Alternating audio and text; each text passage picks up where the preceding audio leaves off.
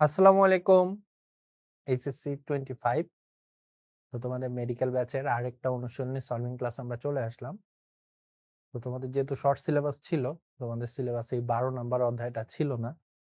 First পেপারে 12 number অধ্যায় জীবের পরিবেশ, বিস্তার ও সংরক্ষণ।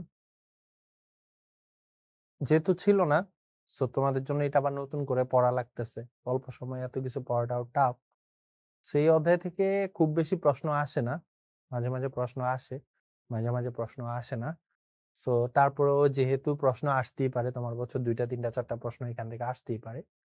সো আসলে যাতে পারো, এইজন্য হচ্ছে অধ্যায়টা ভালো করে পড়তে হবে। তার উপর তোমাদের যেহেতু শর্ট সিলেবাস, তো তোমাদের বেশিরভাগের এই অধ্যায় ছিল, মানে কারোই এই অধ্যায় ছিল না। সো এই অধ্যায় থেকে যখন তুমি প্রশ্ন পারবা, তুমি অন্যদের থেকে অনেক বেশি আগায় যাবা। ঠিক আছে? সো এটাই হচ্ছে নিয়ম। সেই অধ্যায়টা ভালোমতো পারতে হইলে যদি বেশি পড়তে মন না চায় বা বেশি পড়ে না কুলাইতে পারো, তাহলে হচ্ছে তুমি যেটা করতে পারো সেটা হচ্ছে এই যে ফার্স্ট পেপারের 12 নাম্বার অধ্যায় এর কোশ্চেন ব্যাংক, অনুশীলনীর প্রশ্ন, এক্সারসাইজ বুক, এই ৩টা জিনিস সলভ করতে পারো, মানে প্র্যাকটিস বুক। কোশ্চেন ব্যাংক, অনুশীলনীর প্রশ্ন উত্তর আর হচ্ছে এক্সারসাইজ বুক। এই ৩টা সলভ করলে মোটামুটি 75% এর মতো কভার হয়ে যাওয়া উচিত। এতটুকুর মধ্যে তোমার প্রতি ৪টা ৫টা কোশ্চেন আসলে এর থেকে ২টা ৩টা ইজিলি পারবা। ঠিক আছে? সো আসো আমরা এখানে অনুশীলনীর প্রশ্ন ব্যাংক তো তোমাদের দিয়ে দেওয়া হইছে। এছাড়াও এর পাশাপাশি আমরা একটু দেখি আসলে কোন জায়গা থেকে বেশি প্রশ্ন আসে। এই অধ্যায়টা অনেক ইন্টারেস্টিং। আচ্ছা। সো ১ম কোয়েশ্চেন হচ্ছে শ্রেণীবিন্যাসের মৌলিক স্তর কোনটি? প্রজাতি, পর্ব, গোত্র, বর্গ। আমরা জানি এগুলা সবগুলাই শ্রেণীবিন্যাসের স্তর। মৌলিক স্তর বলা হয় প্রজাতিকে। শ্রেণীবিন্যাসের মৌলিক স্তর বলা হয় কাকে? প্রজাতিকে। শ্রেণীবিন্যাসের মৌলিক স্তর কাকে বলা হয়? প্রজাতিকে। এগুলা সবগুলাই শ্রেণীবিন্যাসের স্তর। শ্রেণীবিন্যাসের ৭টা স্তর তোমরা জানো। এর মধ্যে মৌলিক স্তর বলা হয় হচ্ছে কাকে? প্রজাতিকে। কাকে বলা হয়? প্রজাতিকে। কোন এলাকায় নির্দিষ্ট সময়ে বসবাসকারী একই প্রজাতির জীবসমূহকে একসাথে কি বলে? একটা এলাকাতে একটা সময়ে বসবাসকারী একই প্রজাতির কি? একই প্রজাতির। যেমন বায়োমে ভিন্ন ভিন্ন প্রজাতি বাস করে। Kingdom, genus, population.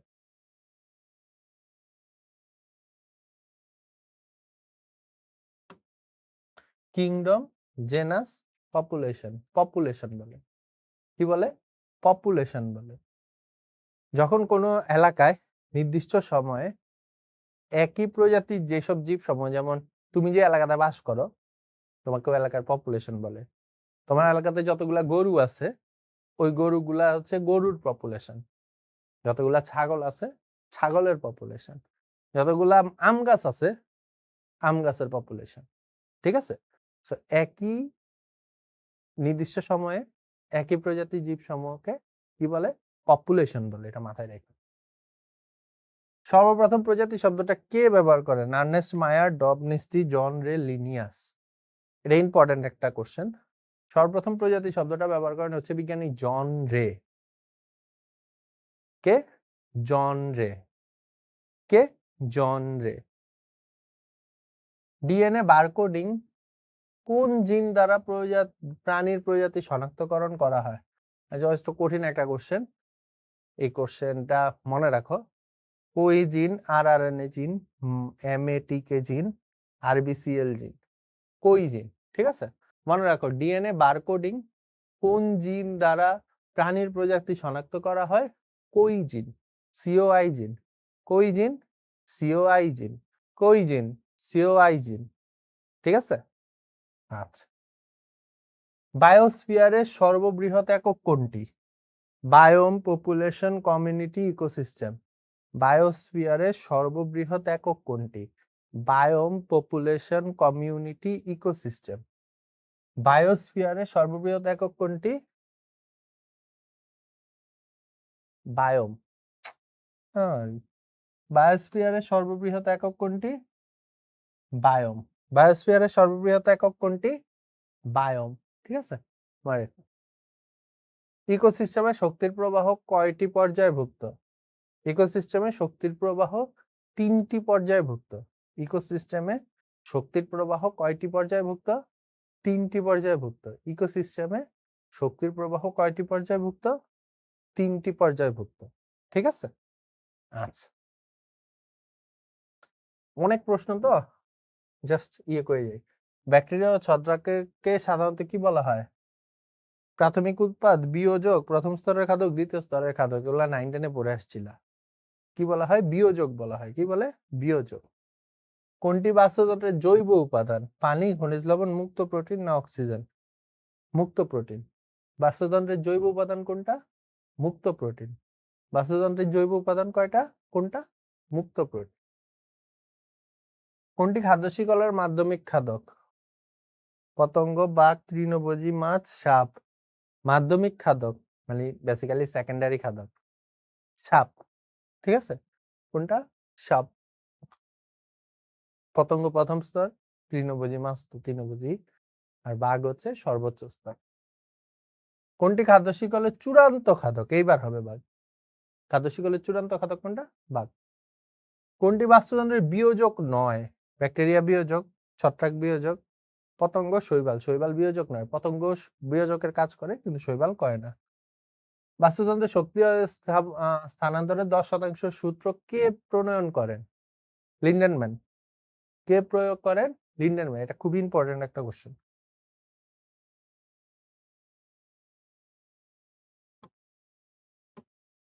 ঠিক আছে? 10% নিয়ম দেন কে? লিন্ডেনম্যান। এটা খুবই ইম্পর্টেন্ট। 10% নিয়ম দেন কে? লিন্ডেনম্যান। এটা খুবই ইম্পর্টেন্ট একটা কোশ্চেন। কোন স্তরে জীবে সবচেয়ে বেশি শক্তি ব্যবহার করে? চতুর্থ, তৃতীয়, দ্বিতীয় উৎপাদক। কোন স্তরের জীব সবচেয়ে বেশি শক্তি ব্যবহার করে? উৎপাদক। যত নিচের থেকে উপরের দিকে যাবে তত শক্তি কমতে থাকে। যত নিচের থেকে উপরের দিকে যাবে তত হচ্ছে কি করতে থাকে? শক্তি কমতে থাকে। শক্তি প্রবাহের বৈশিষ্ট্য কোনটি? শক্তি প্রবাহ একমুখী? ইয়েস। উৎস হলো সৌরশক্তি? শক্তির ক্রম ও ব্যয় ঘটে? ইয়েস। সবকটি। ইয়েস। তাহলে অ্যান্সার হবে সবকটা, কারণ এখানে সবগুলাই হয়। শক্তি প্রবাহের বৈশিষ্ট্য, শক্তি প্রবাহ একমুখী, সৌরশক্তি। যত নিচের দিকে নামে তত হচ্ছে শক্তি ক্ষয় হইতে থাকে। কোন বিজ্ঞানী ইকোলজিক্যাল পিরামিড সম্পর্কে সর্বপ্রথম ধারণা দেন? আর্নেস্ট মায়ার, ইপিওডা, মেল্টন, লিন্ডেনম্যান। এলটন। কোন বিজ্ঞানী ইকোলজিক্যাল পিরামিড সম্পর্কে সর্বপ্রথম ধারণা দেন? এলটন। ঠিক আছে? শক্তি পিরামিডে সবচেয়ে কম শক্তি ব্যবহার করে নিম্নে উল্লেখিত কোনটি? শক্তি পিরামিডে সবচেয়ে কম শক্তি ব্যবহার করে নিম্নে উল্লেখিত কোনটি? টারশিয়ারি খাদক, উৎপাদক, প্রাইমারি খাদক, সেকেন্ডারি খাদক। শক্তি পিরামিডে সবচেয়ে কম শক্তি পায় হচ্ছে টারশিয়ারি খাদক। যত উপরের দিকে উঠবে তত কি শক্তি কমতে থাকবে। ভাসমান জলজ উদ্ভিদে কোনটা থাকে? Parenchyma, এরেনকাইমা, collenchyma, স্ক্লেনকাইমা। 9 10-এ পড়ছিলা, মনে আছে? যে জলজ উদ্ভিদে বায়ু কুটুরি যুক্ত প্যারেনকাইমা কোষকে বলা হয় এরেনকাইমা। কি বলে? প্যারেনকাইমা কোষকে বলা হয় aerenchyma. Air plus parenchyma, aerenchyma. Air plus parenchyma, aerenchyma. Warming মাটির প্রকৃতির মাধ্যমে পানির পরিমাণের উপর নির্ভর করে উদ্ভিদগুলোকে কয়টি ভাগে ভাগ করেন? 3 ভাগে। উদ্ভিদের গ্রুপগুলোকে কয় ভাগে ভাগ করেন ওয়ার্মিং? 3 ভাগে। কোনটি মুক্ত ও নিমজ্জিত জলজ উদ্ভিদ? ঝাঁঝি, পাতা ঝাঁঝি। এটা ফার্স্ট চ্যাপ্টারে পড়ছিল, ওই যে একমুখী আবর্তন, বহুমুখী আবর্তন। তো মুক্ত ও নিমজ্জিত জলজ উদ্ভিদ কোনটা? ঝাঁঝি, পাতা ঝাঁঝি। এই শহরের সবচেয়ে বড় ঝাঁঝি। ঠিক আছে? নিচের কোনটি মুক্ত ভাসমান জলজ উদ্ভিদ? হাইড্রিলা, পানিকলা, গাপ্পি ঘাস, টোপাবানা। টোপাবানা। নিচের কোনটি মুক্ত ভাসমান জলজ উদ্ভিদ? টোপাবানা। নিচের কোনটি মুক্ত ভাসমান জলজ উদ্ভিদ? টোপাবানা। ঠিক আছে? নিচের কোনটি উভচর উদ্ভিদ? পানিকলা, লাল শাপলা, পাতাঝাঁঝি, শুষ্নী শাক। শুষ্নী শাক। নিচের কোনটি উভচর উদ্ভিদ? শুষ্নী শাক। আমাদের বইয়ে আরেকটা উভচর উদ্ভিদের কথা বলা আছে, ব্রায়োফাইটা। ব্রায়োফাইটা হচ্ছে উভচর উদ্ভিদ। নিচের কোনটি উভচর উদ্ভিদ? শুষ্নী শাক। ফ্লিপার ও ব্লাবার পাওয়া যায় কোন ধরনের প্রাণীতে? ফ্লিপার হচ্ছে ওই যে নীল তিমিতে থাকে। মরুভাসী প্রাণী, জলজ স্তন্যপায়ী, মাছ, জলচর পাখি, জলজ স্তন্যপায়ী। নীল তিমি কি স্তন্যপায়ীর মধ্যে পড়ে, সো জলজ স্তন্যপায়ী। শেব্রন অস্থি কোন ধরনের প্রাণীর অভিযোজন? জলজ স্তন্যপায়ী। শেব্রন অস্থি কোন ধরনের প্রাণীর অভিযোজন? জলজ স্তন্যপায়ী। এগুলো কিছুই বইয়ে নাই, সেগুলো ভালো করে মনে রাখতে হবে। মুক্ত ভাসমান উদ্ভিদ কোনটি? এইকর্নিয়া, নিমফিয়া, নীলাম্ব, হাইড্রিলা। এইকর্নিয়া। মুক্ত ভাসমান জলজ উদ্ভিদ কোনটি? এইকর্নিয়া। এইকর্নিয়া হচ্ছে কচুরিপানার বৈজ্ঞানিক নাম। এইকর্নিয়া হচ্ছে কার বৈজ্ঞানিক নাম? কচুরিপানার বৈজ্ঞানিক নাম। নিচের কোনটির পরিবহন টিস্যু গঠনগতভাবে দুর্বল? শাপলা, সুন্দরী, জবা, ধান। শাপলা। কোনটির পরিবহন টিস্যু গঠনগতভাবে দুর্বল? শাপলা। কোনটির পরিবহন টিস্যু গঠনগতভাবে দুর্বল? শাপলা। কেশরদাম কোন ধরনের উদ্ভিদ? জেরোফাইট। জেরোফাইট মানে মরুভূমির উদ্ভিদ। হ্যালোফাইট লোনা পানির উদ্ভিদ। হাইড্রোফাইট পানির নর্মাল পানির উদ্ভিদ। আচ্ছা, এটা হচ্ছে হাইড্রোফাইট। কেশরদাম হচ্ছে কোন ধরনের উদ্ভিদ? হাইড্রোফাইট। মুখ ওই যে কি পানি বলে এগুলোকে? মিষ্টি পানি, ঠিক আছে, স্বাদু পানির উদ্ভিদ, সরি। আচ্ছা, মরুজ উদ্ভিদের পাতা কোন ধরনের? মরুজ উদ্ভিদ যেগুলো মরুভূমিতে জন্মে, যেমন ক্যাকটাস। ক্ষুদ্র ও রসালো, চওড়া ও পাতলা, নরম এবং কোমল, নরম এবং স্পঞ্জি। ক্ষুদ্র ও রসালো। মরুজ উদ্ভিদের পাতা কেমন হয়? ক্ষুদ্র ও রসালো। মরুজ উদ্ভিদে কোনটা বেশি থাকে? Spongy parenchyma, collenchyma, parenchyma, sclerenchyma. Sclerenchyma. মরুজ উদ্ভিদে কোনটা বেশি থাকে? স্ক্লেরেনকাইমা। নিচের কোনটা মরুজ উদ্ভিদ? শতমূলী। নিচের কোনটা মরুজ উদ্ভিদ? শতমূলী। নিমজ্জিত পত্ররন্ধ্র দেখা যায় কোন উদ্ভিদে? নিমজ্জিত পত্ররন্ধ্র দেখা যায় কোন উদ্ভিদে? মরুজ, জলজ, লবণাক্ত, জলজ, মরুজ। মরুজ উদ্ভিদে।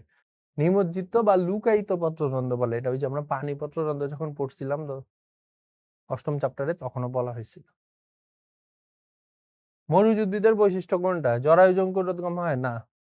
পাতা কণ্টকে পরিণত হয়। ত্বকে কিউটিকল থাকে না, বড় বড় বায়ুকুটিরি থাকে। পাতা কণ্টকে বা কাটায় পরিণত হয়। ক্যাকটাস দেখছো না, ওদের পাতা কিসে পরিণত হয়েছে? কাটায় পরিণত হয়েছে। নিচের কোনটি মরুজ উদ্ভিদ? আকন্দ। মরুজ উদ্ভিদ কোনটা? আকন্দ।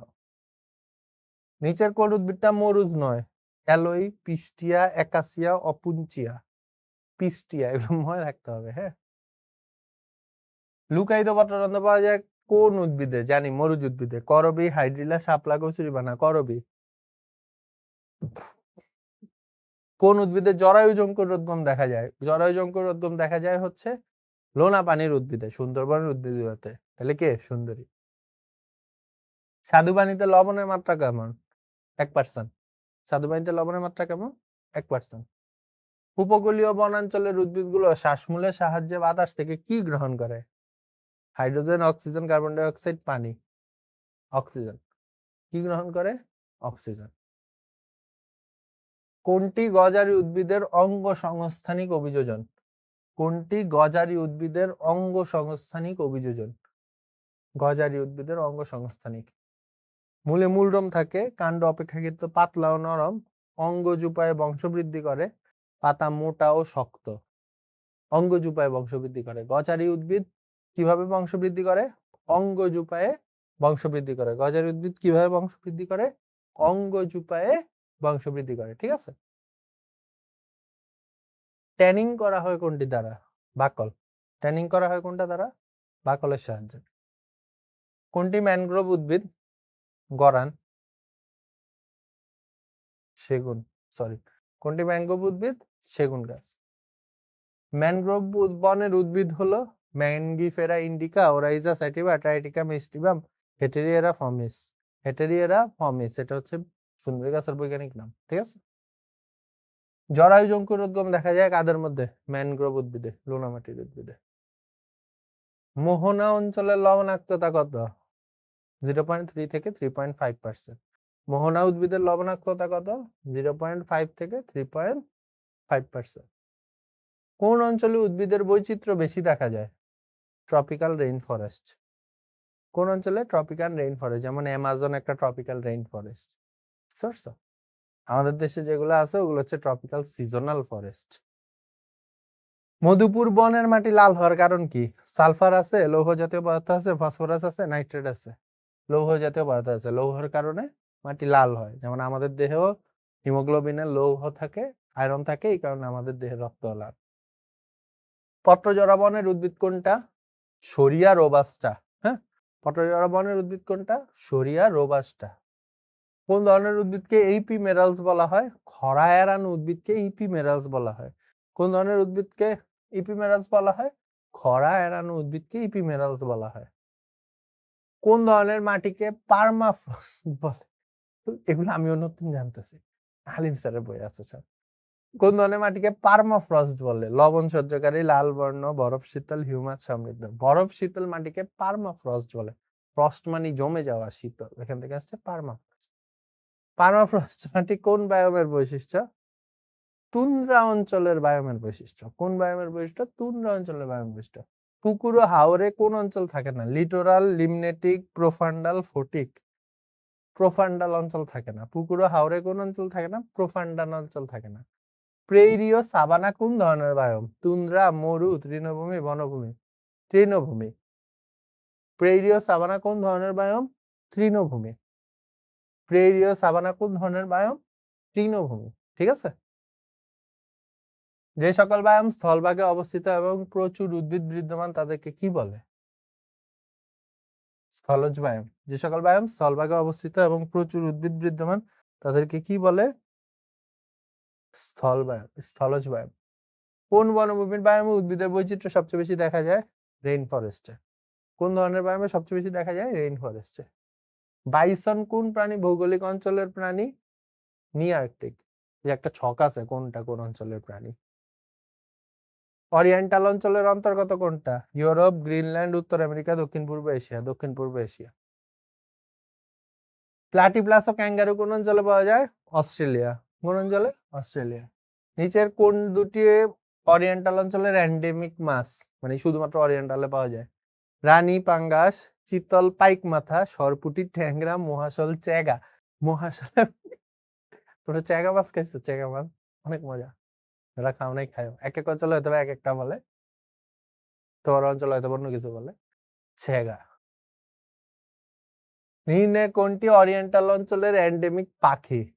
পাবো ক্রিস্টেটাস, পিকনোনোটাস, জোকোক্সাস, ক্লোরোপসিস হার্ডুইকি, অ্যালসেডো এথিস। ঠিক আছে, ক্লোরোপসিস হার্ডুইকি। নিচের কোনটি লজ্জাপতি বানরের বৈজ্ঞানিক নাম? নিকটিসেবাস কওকাং। নিকটিসেবাস কওকাং। লজ্জাপতি বানরের বৈজ্ঞানিক নাম কি? নিকটিসেবাস কওকাং। ওরিয়েন্টাল অঞ্চলের এন্ডেমিক প্রাণী হচ্ছে সবুজ রুই। ওরিয়েন্টাল অঞ্চলের এন্ডেমিক প্রাণী হচ্ছে সবুজ রুই। অস্ট্রেলিয়ান অঞ্চলের অন্তর্ভুক্ত হচ্ছে লেমুর, না ওমব্যাট।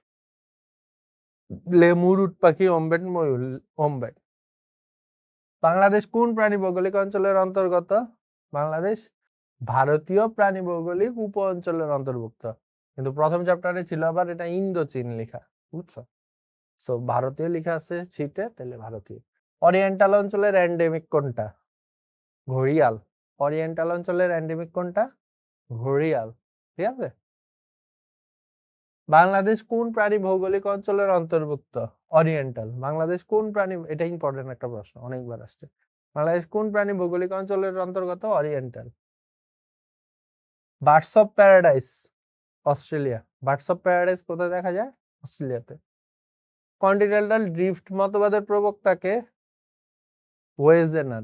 কন্টিনেন্টাল ড্রিফট মতবাদের প্রবক্তা হচ্ছে ওয়েজেনার। ঠিক আছে। পৃথিবীর সর্ববৃহৎ ট্রপিক্যাল রেইন ফরেস্ট কোন মহাদেশে অবস্থিত? সর্ববৃহৎ হচ্ছে ওই যে অ্যামাজন। অ্যামাজন কোন মহাদেশে? উত্তর দক্ষিণ আমেরিকা। কোন দেশটি ওরিয়েন্টাল অঞ্চলের অন্তর্ভুক্ত? Canada, Sri Lanka, Australia, Brazil. Sri Lanka. Oriental আমরা এবং আমাদের বন্ধু বান্ধবরা। কোন বনাঞ্চলকে নর্থউড বলা হয়? তৈ কোন বনাঞ্চলকে নর্থউড বলা হয়? তৈগা বনাঞ্চলকে নর্থউড বলা হয়। একটি দেশের নির্মল সুন্দর পরিবেশের জন্য কমপক্ষে কত শতাংশ বনভূমি থাকতে হয়? এটা ছোটবেলা থেকে পড়ে আসছি, 25%। কত শতাংশ? 25%। বাংলাদেশে চিরহরিৎ বনের বার্ষিক গড় বৃষ্টিপাত কত? 200 থেকে 250 সেন্টিমিটার। কত? 200 থেকে 250 সেন্টিমিটার। রাজেন্দ্রপুর বনাঞ্চল কোথায় অবস্থিত? কুমিল্লা গাজীপুর জেলার উত্তরাংশে। রাজেন্দ্রপুর বনাঞ্চল কোথায় অবস্থিত? গাজীপুর জেলার উত্তরাংশে। রাজেন্দ্রপুর বনাঞ্চল কোথায় অবস্থিত? গাজীপুর জেলার উত্তরাংশে। সুন্দরবনে দিনে রাতে কয়বার জোয়ার ভাটা হয়? 2 বার, 4 বার। 2 বার জোয়ার, 2 বার ভাটা,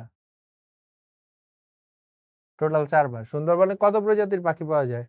315 প্রজাতি। সুন্দরবনে কত প্রজাতির পাখি পাওয়া যায়? 315 প্রজাতি। কোনটি ম্যানগ্রোভ উদ্ভিদ? ম্যানগ্রোভ উদ্ভিদ হচ্ছে গোলপাতা, ম্যানগ্রোভ বনাঞ্চলে পাওয়া যায় আর কি। বাংলাদেশে উভচর প্রাণীর প্রজাতির সংখ্যা কত? 34টা। উভচর প্রাণীর প্রজাতির সংখ্যা কত? 34টা। 9 কুড়ি বিল 6 কুড়ি কান্দা, এটা হচ্ছে হাওরের নাম, সুনামগঞ্জ। ঠিক আছে, এটা হচ্ছে টাঙ্গুয়ার হাওরের অপর নাম 9 কুড়ি বিল 6 কুড়ি কান্দা। শাপলা কোন ধরনের উদ্ভিদ? হাইড্রোফাইট। শাপলা কোন ধরনের উদ্ভিদ? হাইড্রোফাইট। সুন্দরবনে মাটিতে অক্সিজেনের পরিমাণ কম হওয়ায় উদ্ভিদের কোন অভিযোজনটি ঘটে? শ্বাসমূলের সৃষ্টি হয়, যেটা দিয়ে ওরা হচ্ছে বায়ু থেকে অক্সিজেন গ্রহণ করতে পারে। সুন্দরী গাছের বৈজ্ঞানিক নাম কি? হেটেরিয়েরা ফর্মিস। সুন্দরী গাছের বৈজ্ঞানিক নাম কি?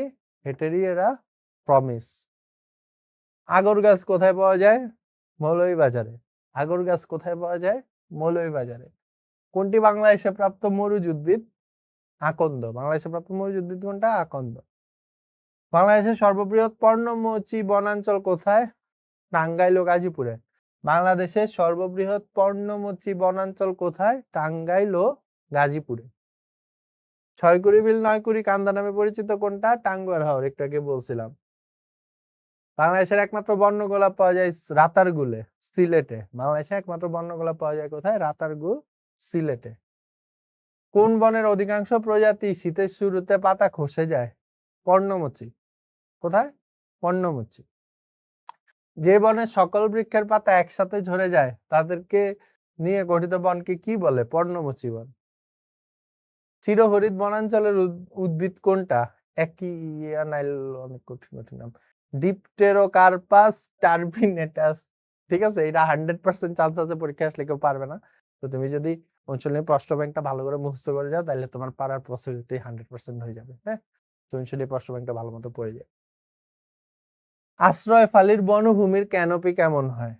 ত্রিকোণাকার। আশ্রয় ফালির বনভূমির ক্যানোপি কেমন হয়?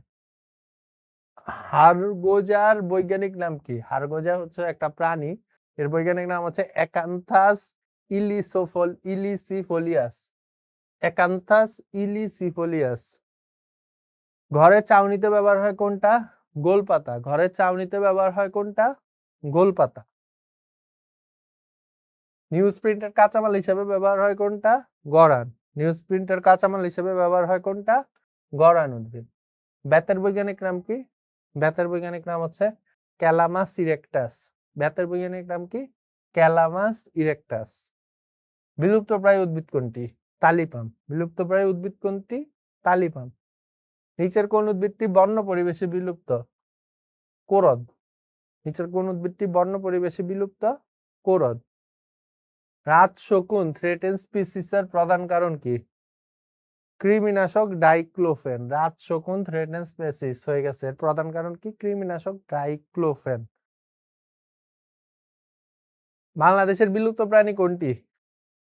গড়িয়াল। নামটা দেখো, গুইল্লা ট্যাংরা। ওদের অনেক ইন্টারেস্টিং। হ্যাঁ, পড়ানো হয়েছে ক্লাসে তখন খুব ইন্টারেস্টিং করে পড়ে।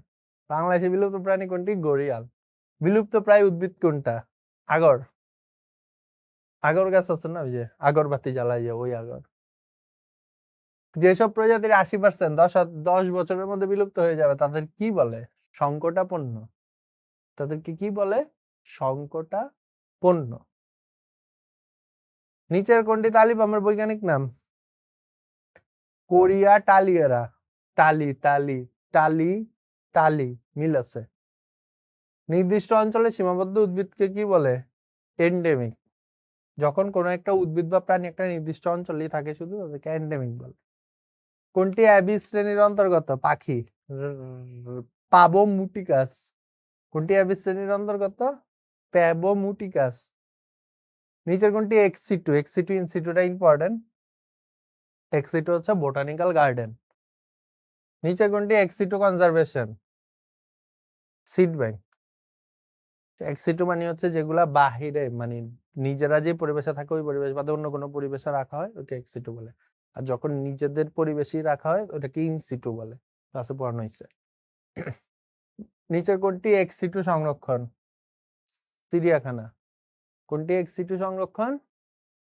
চিড়িয়াখানা। ঠিক আছে। মাধবকুণ্ড একটি কি? জলপ্রপাত। Madhabkunda eco park. ঠিক আছে, মাধবকুণ্ড ইকো পার্ক। কোনটি এক্সিটু সংরক্ষণ পদ্ধতি? দেখো এক্সিটু ইনসিটু থেকে কত আসছে? বীজ ব্যাংক। টাঙ্গুয়ার হাওর কোন জেলায় অবস্থিত? সুনামগঞ্জ। ইকো পার্ক কোনটি? বাঁশখালী। তুমি যদি খালি বাঁশ খাও ওইটাকে বলে বাঁশ মানে বাঁশখালী ইকো পার্ক। কারো আশেপাশে বাসা আছে Banshkhali eco park. Eco park কোনটা? বাঁশখালী। মধুটিলা ইকো পার্ক কোথায় অবস্থিত? মধুটিলায়। শেরপুরের নালিতাবাড়ি। মধুটিলা ইকো পার্ক কোথায় অবস্থিত? শেরপুরের নালিতাবাড়ি। চরকুকরি মুকরি কোন জেলায় অবস্থিত? ভোলা। চরকুকরি আর মুকরি কোথায় অবস্থিত? কুকরি মুকরি কোন জেলায় অবস্থিত? ভোলা। বাংলাদেশে একমাত্র গেম রিজার্ভ কোথায় আছে? এটা ইম্পর্টেন্ট একটা কোশ্চেন।